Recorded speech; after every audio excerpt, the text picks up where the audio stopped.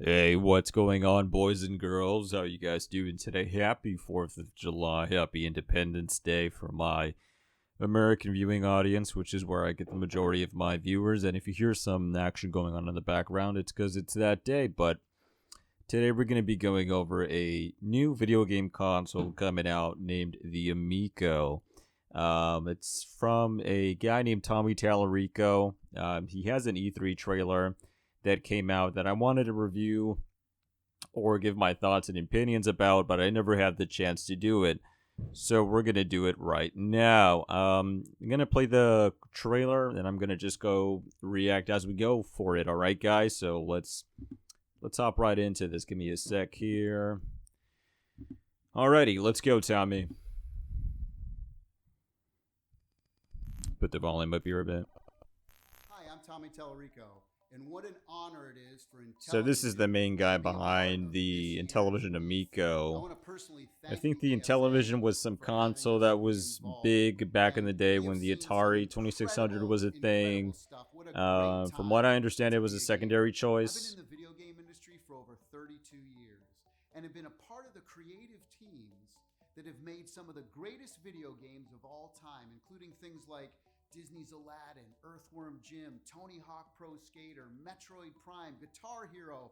I'm even the guy who did the oof sound for Roblox. Okay, that's pretty cool. He did the oof sound, kind of a meme history moment. But from what I understand, Tommy Tallarico's main claim to fame was doing just a bunch of like soundtrack work and working on the music for a lot of these video games of the whole like retro scene, especially like during the Sega Genesis era. As for like actually coding and doing stuff of that sort, level design, I really don't think he has anything to do with that. I could be wrong though, I don't know, but from what I understand, he's not really much of the technical whiz kid when it comes to actual game development in terms of like using video game engines, stuff of that sort. But composing music in itself is a whole nother, a whole nother ball game that I don't even want to get into. I've dabbled in music before, and it is not an easy thing. So hats off to Tommy for having a successful music career. Don't hate me. In fact, I own the Guinness World Record for the person who's worked on the most video games. All right, that's pretty cool. I gotta give him that. Very proud. But I'm here today to talk about Intellivision and our brand new video game console, Amico. Now, Amico is the Italian word for friend. And that's basically what we've designed our entire... I want to talk very quickly about the Amico's design here. To me, a lot of modern console designs have really stagnated over the years, and a lot of companies have gotten very complacent with their design departments. Everything looks like a giant VCR now, especially the Xbox, the PS5. Looks a little bit better. Nintendo Switch, I guess it's a little different, but overall... I think during the 2006 era to the 2012 era, when it came to video game concepts for video game consoles of the next generation, we had a lot of great creative minds working on it. And when the future actually came, the future kind of sucked, in my opinion. It wasn't really the same type of future that we were kind of sold on in the movies and stuff of that sort. It was just a shittier edition of that. And I really like how the Amico looks. It stands out to me, not a cookie cutter design you see everywhere. The Amico handheld units kind of remind me of the Zune HD. Shout out to everybody who had one and who knows what the hell I'm talking about. It was Microsoft's iPod competitor, but it kind of bombed. I'm not sure if anyone knows about that. If not, I'll probably have a picture on screen somewhere around here. But yeah, I'm digging the design. I like the glowing parts. I think that makes it kind of cool. That friendship, that multiplayer, that couch co-op experience. See, when I was growing up, we didn't have the internet to play video games, so if you wanted to play with somebody else, you went over their house or they came over to your house. It was everybody in a room. In fact, I bet if you're a hardcore gamer, you're probably like me, and I bet your fondest memories of playing games were when you were playing with other people in the same room together. That's what we're all about. Now, look, I'm going to be honest. That was part of me. I was kind of part of that generation where I got into gaming not when the online thing was starting. Right around GameCube, PS2, Xbox era, it was barely starting. But not everybody had access to the internet. at that point. Now, during the Wii, I started getting into online gaming and that sort, and from there, it just went evolving. But yeah, originally it was couch co-op play with people next to you. That's how I started off myself, so he's not technically wrong. And screaming processor and incredible lifelike graphics. That's not what we're about. What we are is a really simple, fun party machine that you can bring out when maybe some of your non-gaming friends come over. Maybe you have a husband or a wife who isn't into gaming as much as you are. Maybe grandma comes over and you want to play a simple motion control game or a card game or a board game. So it's like the Wii, it's for casual gamers. All of our games, it's not built for gamers, right? Fun and simplicity. That's the most important thing for us, and gathering people in a room together to do it. Here at Intellivison, we've assembled an incredible, passionate team of game makers who have over 600 years experience. You know, can I just say the irony here of him promoting this co-op couch play during a global pandemic is it's just funny. You just can't make this shit up. Some of your favorite games. Everything we do, we focus on bringing people together and having simple fun. In fact, we've designed our hardware entirely around those two things. So for example, our controller is really unique. It has a color capacitive touchscreen on it. All right, really Nintendo does that. Playing others that might not be as good as you in gaming, so it's a great way to give them little hints. For example, here in Shark, whoever's in last place, it will vibrate because we have haptic as well. And then everything vibrates these days. It's going to release the next. Okay, that's a cool feature. So only that player will get that information. And also, having a screen on every single controller gives you a lot of really cool and unique abilities to do game designs. For example, everybody has their cards and they can hide it in a game like Spades. And here you'll see it on Farkle, another one of our 6-pack-in games that you get free on every console. You can shake it and you'll feel the vibration. We have haptic feedback. And watch, you pour it out, boom, and the dice pour right out. So that is a neat party trick, so to say. Kind of a gimmick, kind of, something up Nintendo's alley. You shake it on the phone and you're able to get it on the game. Pretty fun, but it's gonna wear off. It's not really a big thing in my opinion. Kind of meh, but it is fun. It is fun looking. Don't get me wrong. The screen. Motion controls are also really important, especially. Everybody remember those Wiimote eras, tilting them back and forth. You'll see here with cornhole, you're throwing the bag into the hole. By the way, this is another game that comes free on every console. Now, our main disc is really unique as well. Most directional pads have 8 positions, up, down, left, rights, and the diagonals. It has 64 directions and touch sensitivity as well, so the harder I press. So that's pretty cool. 64 directions to go to, even though most don't have that. I mean, to be honest, to me, that just seems to be 64 more hard points that might be breaking up on you and you might need to replace.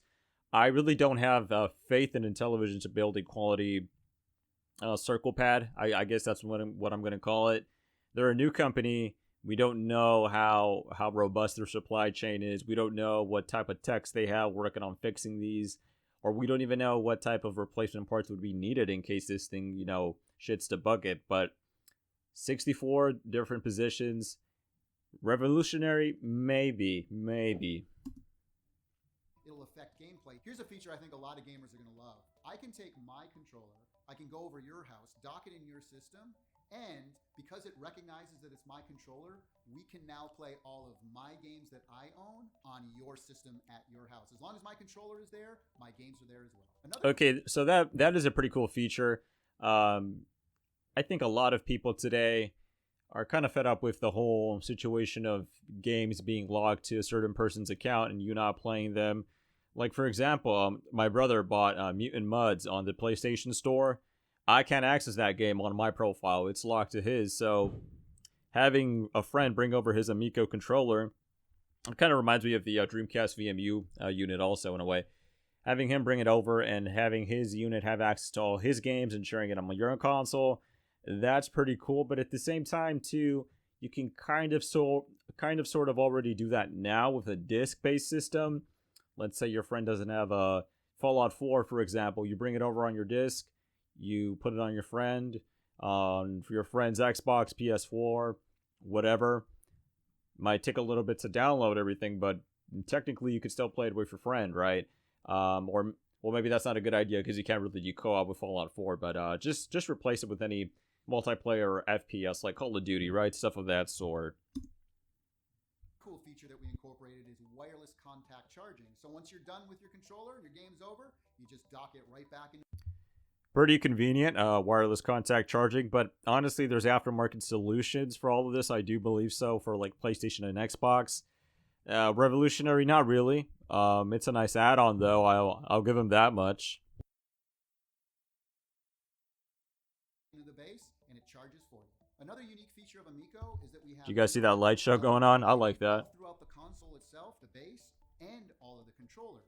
We also have RFID built throughout the entire console, which means you can get a gift card, for example, tap it on the system, and it shows up immediately. You know what's really cool about having the focus? I think that's kind of a waste of together? time. I Well, for mean, example, Astro Smash. RFID on a video game console. I mean, I feel like they want you to be running credit cards on the Amico store or whatever, not just for gift cards.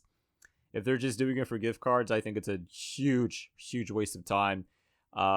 Really, I really don't see it. I don't see a point of having an RFID reader just for gift cards. I really think if they're gonna do it, they should really do it with credit cards and debit cards, stuff of that sort, so you can process payment quicker, I guess. But at the same time, too, would you really trust Amico or Intellivision with your credit card information? Would you? I mean, AAA companies get hacked all the time. Nintendo, Sony, PlayStation, Microsoft, whatever have you. Would you really trust Intellivision with your data? Player game, at any point during the game, somebody can pick up a controller and just hit the ship they want and go right into the game at any point. Now, for all you collectors out there, you'll be happy to know that not only can you download games digitally, but we also have physical media as well, and we'll be releasing. I feel like they're going to go to limited run games for the physical media releases. Gamers are going to appreciate. We don't allow any loot boxes, in-game purchases, in-app advertising, or paid download. Okay, I'm down with that. What we do have is an online leaderboard system for most of our games where you can go. I'm down with that too. Against your state, your country. But to be honest with you, a lot of games already have that, the online leaderboard. So I don't really see why it's a huge a big point Tommy's making. We already have that now with like PlayStation. So I guess push what you got, right? Or the month, the year, and of all time. And those scores tie into our achievements as well. So if you have the high score at the end of the month of your country, we're going to email you a certificate that you can go print out and hang on your wall. Now, as we all know, the most important part of any video game system are the games themselves. They all have to be super fun to play. And that's where we really shine. In fact, all of our games on our system are highly curated. All of them contain a single and multiplayer or couch co-op mode. And all the games on our system are exclusive or contain exclusive content. Like Retro Reimagine, where we take some of the greatest classic video games of all time, give them new graphics, new audio, add multiplayer and couch co-op. Some of the things.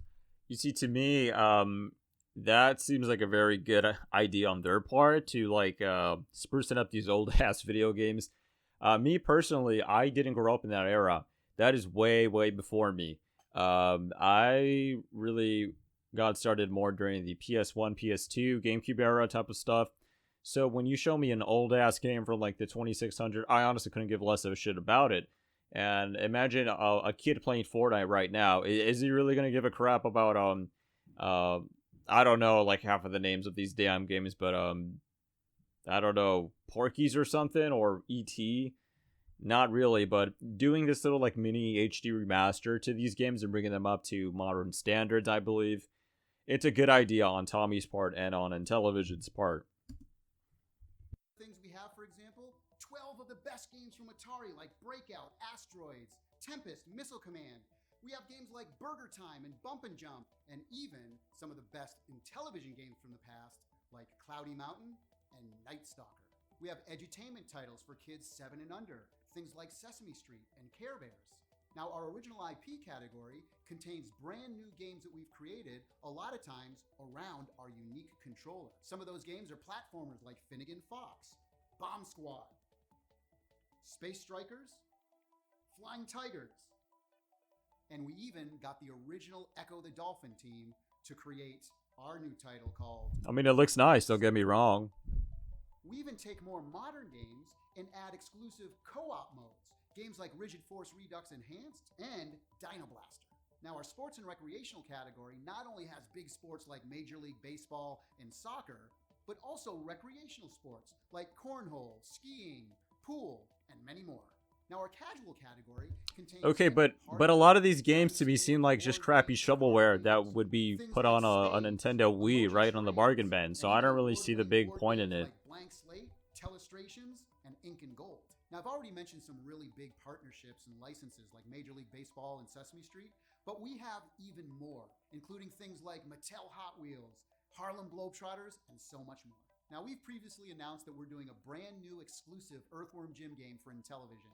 And we got the I'm original not too team from familiar with that Intellivision. game, but I We do wanted to know do something it special, has kind of so a we're going cult to give away following. So 3 good on digital them. prints. All of the team members signed it. All you have to do is email cow@intellivision.com with the subject line groovy. You have till the end of June to do that, and then we'll announce 3 winners at the end of the month. Well, thank you for spending a little time with us here today. Hopefully, as you can see, our approach is a little different than everything else that's out there, and we really don't view others as competition. What we're doing, we view as complementary to what the video game industry is doing. It's such an exciting time to be in the industry, to be a fan of the industry, and we are fans of the video game industry. And if there's something that you've seen here today that might be of interest, or maybe you're a developer who wants to make some games for us, maybe you want to place a pre-order, please go to Intellivision.com. We want to hear from you. Okay, so I want to touch very quickly on the pricing that he announced for these games somewhere here, I believe. Okay, so digital games are going to be $9.99 or less at launch. Physical are going to be $19.99 at launch. So let's just round it up. $10 for a game, $20 for physical releases right now. To me, a lot of these games don't really warrant a $9.99 price tag or $10.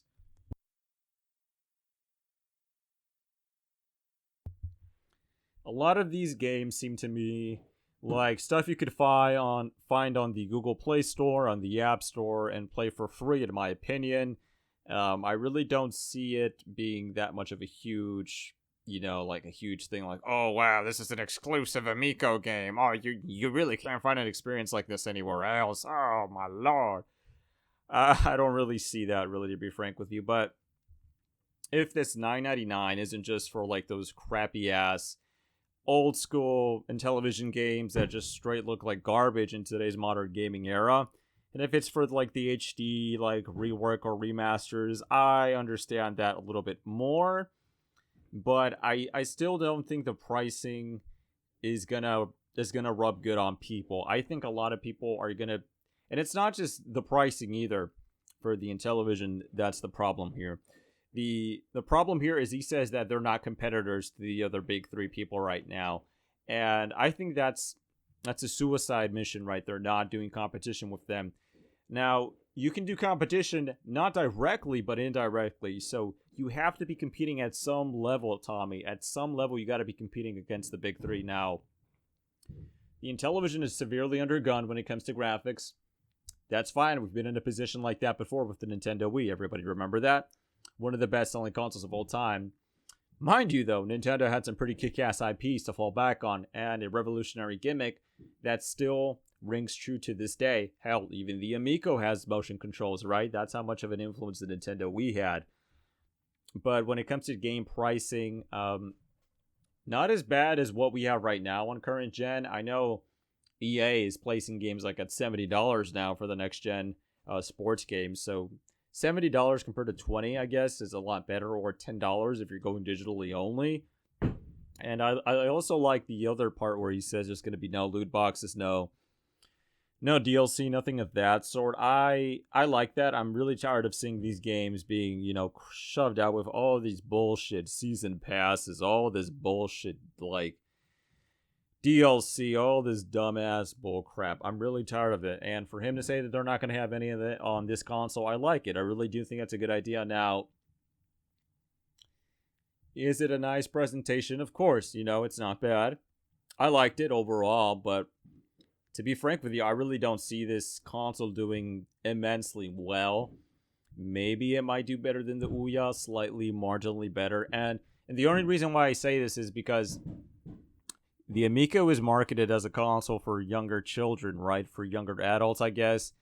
They're going for a younger demographic, but I see a lot of people who are making a fuss about the Amico are a lot of boomers, a lot of older people, right? So here's what I think is going to happen. I think the nostalgia bug is going to bite a lot of people, right? A lot of people who grew up with the Amico, I mean, not the Amico, the Intellivision, those old ass Atari games. And they're going to be like, well, this kind of reminds me of my childhood, so I'm going to buy this Amico from Tommy Tallarico and, see what's up. And I think he's going to get a lot of his customers from that older crowd. Now, I really don't think this is going to hit with the younger crowd. I think a lot of them are really just obsessed with battle royale games, and Amico is not following any trend. That's really what sells these days. Once a game becomes popular with Twitch streamers, boom, every freaking 12-year-old's playing it now and streaming it or going to school and playing it, right? Fortnite's a great example. That thing's a worldwide phenomenon, but I do think it's slowing down finally. But the battle royale genre is still going strong all these years later. I think somewhere I heard that the Amico pricing was going to be somewhere upwards to $300. I mean, honestly, $300 for a console that doesn't have any current AAA titles like Call of Duty, Battlefield, Doom, Metal Gear, Zelda, Mario, stuff of that sort. I really don't see people wasting that much money for this Amico console. It's a nice looking console, don't get me wrong. I like the way it looks, and I like the idea, but I just don't think it's going to sell. I really don't think it's going to sell for Tommy Tallarico, and I think it's a passion project of his that's going to fail, unfortunately. I don't think it's a scam, mind you, because the scam implies that it's a total, here's the money, here's what I promise, and it's nothing of that sort. I think it's going to be more of a ripoff where you get it, so you're going to get a physical unit shipped to you, but it's not going to be exactly the most thrilling experience right now. This could find a niche market, a bunch of dedicated Amico fans, right, which I believe there is on YouTube, but I don't really see this being a positive cash flow investment for Tommy Tallarico. I think he will be losing money on every Amico sold, and I really don't think this will turn off great for him, and I think he's already running into trouble from what I've heard and rumors from other people and from what I've read online. The Amico's behind schedule, and there is a plethora of problems plaguing the console, from lag to quality control issues to Tommy Tallarico sending people cease and desist notices and lawsuits for speaking negatively about the Amico. It's just a shit show in my opinion when it comes to that side. But what I recommend the Amico, let's say right now, you had enough money to buy either an Amico or a Nintendo Switch. I would tell you to buy the Nintendo Switch. You're going to get better customer support. You're probably going to get a better console also, and you're probably going to get better games. But yeah, the Amico, interesting little console, don't get me wrong, but it's going to fail. And at the rate it's going right now with Tommy's current PR situation, it'll probably burn up sooner than we thought. Anyways, everybody, let me know what you think in the comment section down below about the Intellivison Amico from Tommy Tallarico. Nice name, right? I like it. Let me know. Do you think it's going to fail? Do you think it's going to do well? What do you think game pricing should be? Do you think that I'm being a little bit too harsh on it? Or do you think I'm not being harsh enough? Let me know in the comment section down below. We're going to revisit this Amico. We got some more digging to do. As always, guys, take care. Enjoy the Independence Day, 4th of July here in America. Don't just cook out a barbecue and be lazy and don't do jack shit. Kind of remember why we're having this holiday and remember the sacrifices a lot of people made for this day to be possible for us to have our freedom. And I say that very loosely because every day it seems like we lose more and more of it. Anyways, guys, as always, take care, take it easy, and I'll catch you guys later.